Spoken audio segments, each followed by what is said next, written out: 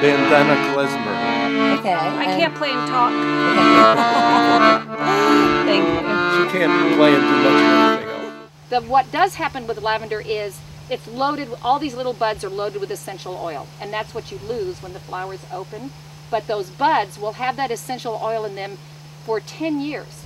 So if you make a beautiful display in your house of dried lavender, a wreath, or just, you know, some stalks or something like that, Pottery Barn often has a huge white, I've seen it at Williams-Sonoma too, you know, this upscale, very elegant, simple, simplistic, and they have beautiful white stalks of tall white lavender, alba it's called, and it really looks lovely. But after 3 years of something like those dried flower wreaths, they just tend to look old and dusty and gray, and you're just sick of it.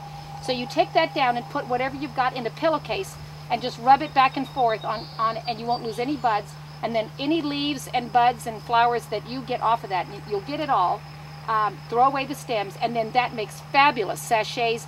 You have to crinkle it, that's the thing. If you crinkle your wreath, crunch your wreath buds, they're going to fall right off. If you crunch your display buds, they're going to fall right off.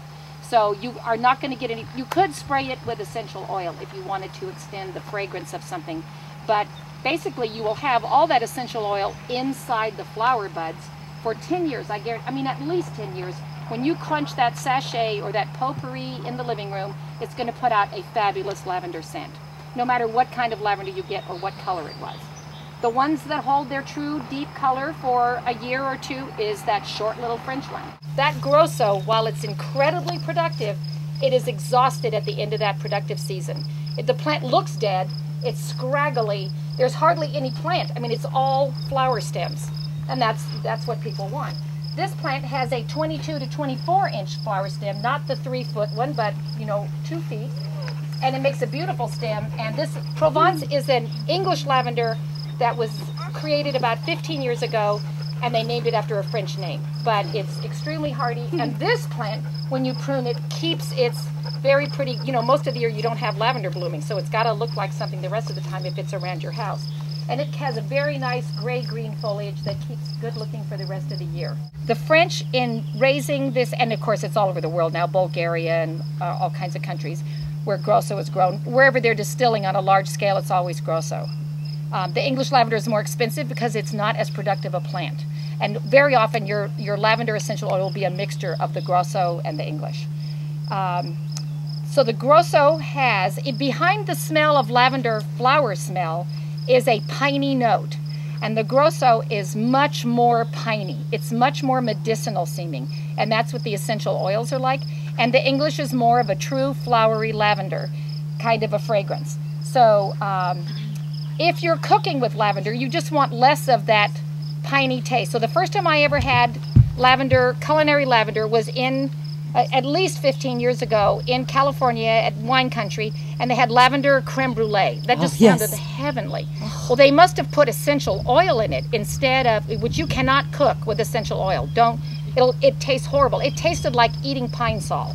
So it's just, you have to have the lavender buds, and what we do is we infuse, we make 5 gallons of vinegar by putting the lavender buds in it in a like a cheesecloth bag from the grocery store. And then we can take it out and strain it, and it turns the lavender lemonade pink, it turns the vinegar pink. When we put it in honey, we still put it in a cheesecloth bag, and if you don't do that, you just strain it out through something afterwards. And that'll infuse it, anything you're gonna eat. So what a lot of products are is lavender sugar, which is just lavender buds, like a tablespoon of lavender to a cup of sugar, ground up in your little blender or a spice grinder, and then you can use that to cook with, and that's perfect.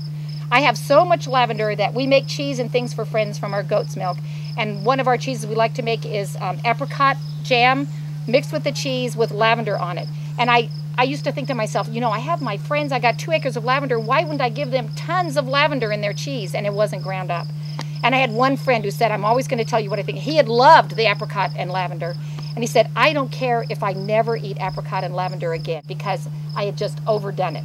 In fact, now we just sprinkle it on top, and people who want to scrape it off can scrape it off. So the thing about cooking with lavender is a little goes a long way. We have a lot of bakeries and restaurants and chocolate places that use our lavender, but you send them a pound of lavender, which is a gallon-sized bag, and then you don't get another order for 6 months because it takes so little lavender to do stuff. So it's not like you're going to make a killing on lavender in culinary products.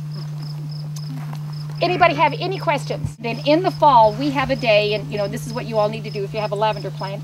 They still need to be pruned back to about 6 to 9 inches off the ground, and it's too late for that to go that small. That's gotten too big.